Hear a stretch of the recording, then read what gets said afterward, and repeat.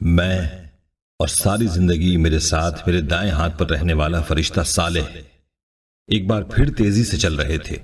عرش کی حدود سے نکلتے ہی ایک انتہائی گرم اور حبس زدہ ماحول سے واسطہ پڑا۔ لگتا تھا کہ سورج 9 کروڑ میل سے 1.25 میل کے فاصلے پر آ کر دہکنے لگا ہے۔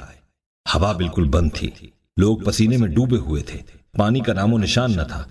مجھ پر جام کوثر کا اثر تھا، وگرنہ اس ماحول میں تو ایک لمحہ گزارنا ناممکن تھا۔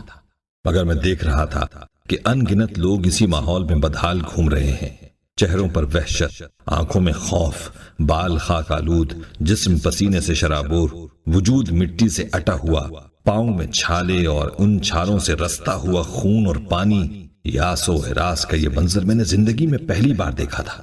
ہر طرف افراتفری چھائی ہوئی تھی، ہر کسی کو اپنی پڑی ہوئی تھی۔ میری نظریں کسی ایسے شخص کو تلاش کر رہی تھی جسے میں جانتا ہوں۔ پہلی شخصیت جو مجھے نظر آئی وہ میرے اپنے استاد فرحان احمد کی تھی۔ انہوں نے دور سے مجھے دیکھا اور تیزی کے ساتھ میری نگاہوں سے اوجھل ہونے کی کوشش کرنے لگے۔ میں نے سارے سے کہا، انہیں روکو، یہ میرے استاد ہیں، میں ان سے بات کرنا چاہتا ہوں۔ مگر اس نے مجھے ان کی طرف بڑھنے سے روک دیا اور تعصف آمیز لہجے میں بولا، دیکھو عبداللہ، اپنے استاد کی رسوائی میں اور اضافہ مت کرو۔ اس وقت یہاں کوئی شخص اگر خوار اور خراب ہو رہا ہے تو سمجھ لو کہ اس کے ساتھ عدل ہو چکا ہے، وہ خدائی کسوٹی پر کھوٹا سکہ نکلا، اسی لیے اس حال میں ہے۔ میں نے تڑپ کر کہا، مگر ہم نے تو خدا پرستی اور آخرت کی سوچ اور اخلاق کی ساری باتیں انہی سے سیکھی تھیں۔ سیکھی ہوں گی، صالح نے بے پرواہی سے جواب دیا، مگر ان کا علم ان کی شخصیت نہیں بن سکا۔ دیکھو، خدا کے حضور کسی شخص کا فیصلہ اس کے علم کی بنیاد پر نہیں ہوتا، اس کے عمل، سیرت اور شخصیت کی بنیادی حیثیت ہوتی ہے۔ علم صرف اس لیے ہوتا ہے کہ شخصیت درست بنیادوں پر تعمیر ہو سکے۔ جب تعمیر ہی غلط ہو تو یہ علم نہیں، سانپ ہے۔ یہی تمہارے استاد کے ساتھ ہوا ہے۔ وہ ایک اچھے مصنف تھے، باتیں بھی اچھی کرتے تھے، مگر ان کی سیرت و کردار ان کی باتوں کے مطابق نہ تھی۔ در حقیقت تمہارے استاد سانپ پال رہے تھے۔ آج علم کے ان سانپوں نے انہیں ڈس لیا ہے۔ آج یہاں جب تم لوگوں کو دیکھو گے تو انہیں ان کے ظاہر اور ان کی باتوں کے مطابق نہیں پاؤ گے، بلکہ ان کی شخصیت ٹھیک ویسے ہی نظر آئے گی جیسے کہ وہ اندر سے تھے۔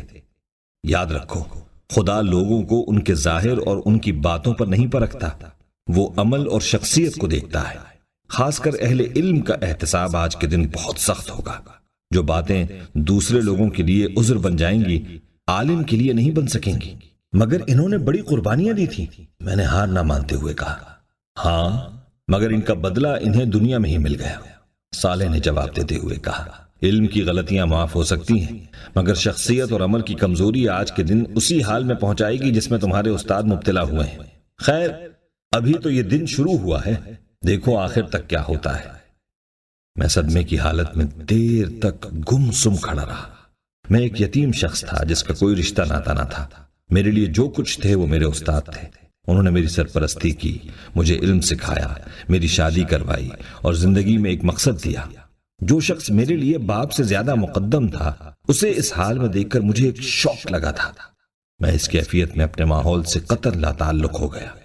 میرے سامنے ان گنت لوگ بھاگتے، دوڑتے، گرتے، پڑتے چلے جا رہے تھے۔ فضا میں شعلوں کے دہکنے کی آواز کے ساتھ لوگوں کے چیخنے، چلانے، رونے، پیٹنے اور آہو زاری کرنے کی آوازیں گونج رہی تھیں۔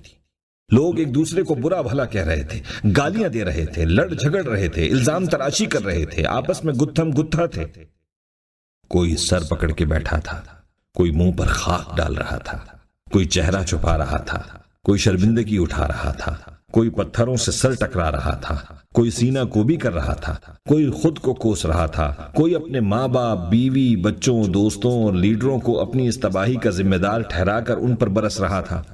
ان سب کا مسئلہ ایک ہی تھا، قیامت کا دن آ گیا اور ان کے پاس اس دن کی کوئی تیاری نہیں تھی۔ اب یہ کسی دوسرے کو الزام دیں یا خود کو برا بھلا کہیں، ماتم کریں یا صبر کا دامن تھامیں، اب کچھ نہیں بدل سکتا۔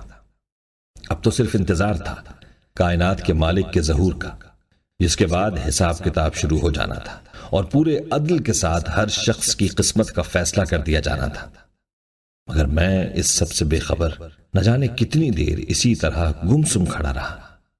یکا یک بالکل قریب ایک آدمی چلایا، ہائے، اس سے تو موت اچھی تھی، اس سے تو قبر کا گڑھا اچھا تھا۔ یہ چیخ نما آواز مجھے واپس اپنے ماحول میں لے آئی۔ لمحے بھر کے لیے میرے ذہن میں ابتدا سے انتہا تک سب کچھ تازہ ہو گیا۔ میں نے گردن گھما کر صالح کی طرف دیکھا۔ اس کا چہرہ ہر قسم کے تاثر سے عاری تھا اور وہ مستقل مجھے دیکھے جا رہا تھا۔ میری توجہ اپنی طرف مبذول پا کر بولا، عبداللہ، تم میدان حشر کے احوال جاننے کے شوق میں اپنی جگہ چھوڑ کر یہاں آئے ہو تو ایسے بہت سے مناظر ابھی تمہیں اور دیکھنے ہوں گے۔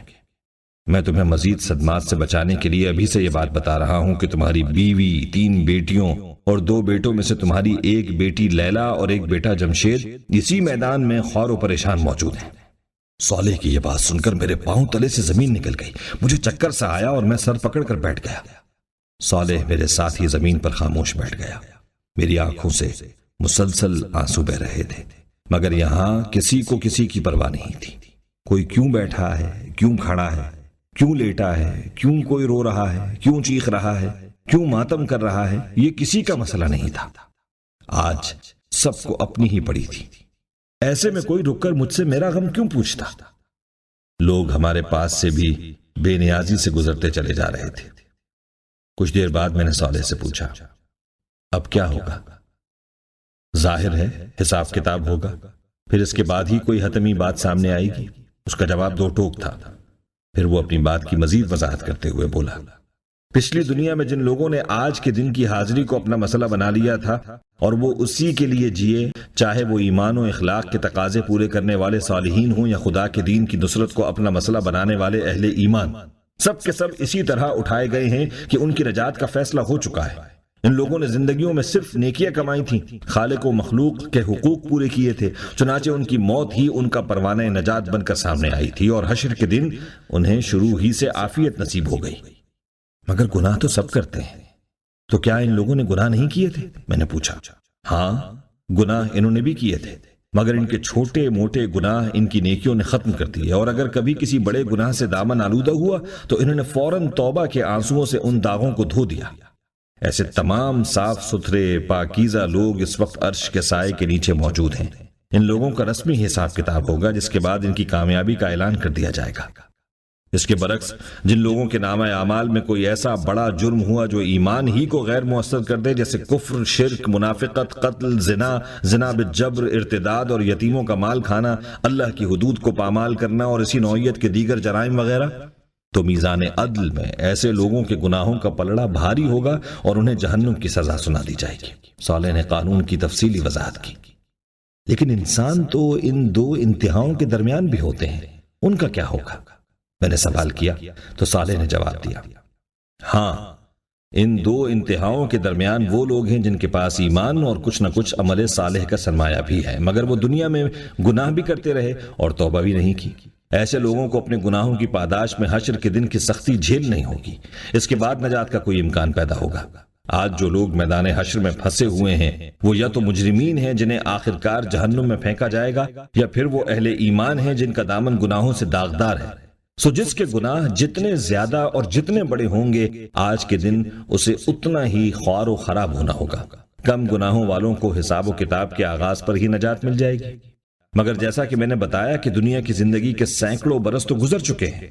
ان لوگوں کو ابتدا میں نجات بھی ملی تو یہ حشر کی سختی دنیا کی 50 سالہ زندگی کے گناہوں کا نشہ ہرن کرنے کے لیے بہت ہے، جبکہ جن کے گناہ زیادہ ہیں ان کو تو نہ جانے ابھی کتنے ہزار یا لاکھ سال تک اس سخت ترین ماحول کی شدت، سختی اور ہول جھیلنا ہوگا۔ صالح کی بات سن کر میں نے دل میں سوچا کہ دنیا میں گناہ کتنے معمولی لگا کرتے تھے، مگر آج یہ کس طرح مصیبت میں ڈھل گئے ہیں۔ کاش لوگ اپنے گناہوں کو چھوٹا نہ سمجھتے اور مستقل توبہ کو اپنا معمول بنا لیتے۔ وہ غیبت، چغل خوری، اسراف، نمود و نمائش، الزام و بہتان وغیرہ کو معمولی چیز نہ سمجھتے، اللہ اور بندوں کے حقوق کی پامالی کو چھوٹا نہ خیال کرتے، اللہ تعالیٰ کی نافرمانی سے بچتے اور رسول کریم صلی اللہ علیہ وسلم کی پیروی کرتے، تو آج یہ دن نہ دیکھنا پڑتا جہاں ایک گناہ کی تھوڑی سی لذت سینکڑوں برس کی خوالی میں بدل چکی ہے۔